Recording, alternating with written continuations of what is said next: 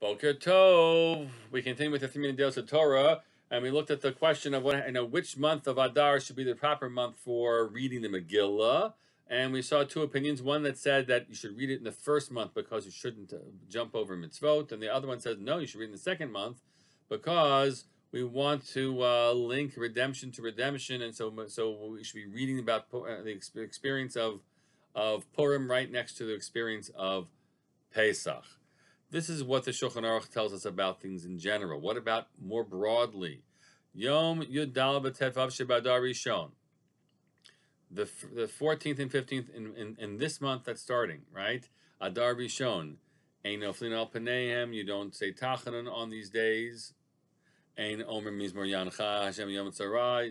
You don't refer to the day of woeful days, of troubles days, because it's not a troubled day.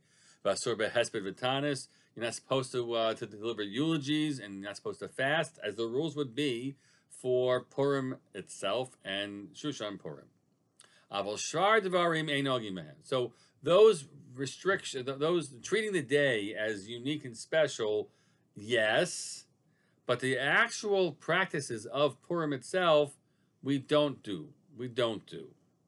The Yeshomrim, the Av Hesped Utanas Mutarim, those they can even go ahead and actually be more lenient about certain things like fasting and having eulogy. But the Minhag, as the Ramah says, is to follow the first opinion. So what about maybe you should have a Mishtev, a Simcha, a little bit, what about that factor, some rejoicing that should happen on this day? So no, you don't have to, but it's not so bad. You should have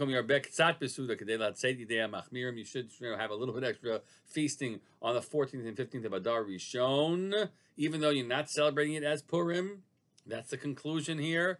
V'tov leiv shmishtet tamid. Tuv leiv. It's not so bad to have a little bit of extra feasting on these 2 days. So what you're left with is the conclusion that in terms of the celebrations of Purim, indeed. When there's a leap year that's happening, certainly you know it in advance. You don't read Megillah, and you don't celebrate anything about Purim in the first month. You push it off until the second month, seemingly following our Gamaliel's opinion that we are preferencing having this related to the redemption of Pesach, and we should have our celebration of Purim then linked to that.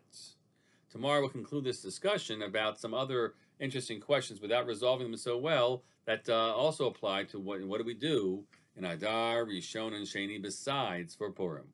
We'll talk about that, God willing, tomorrow.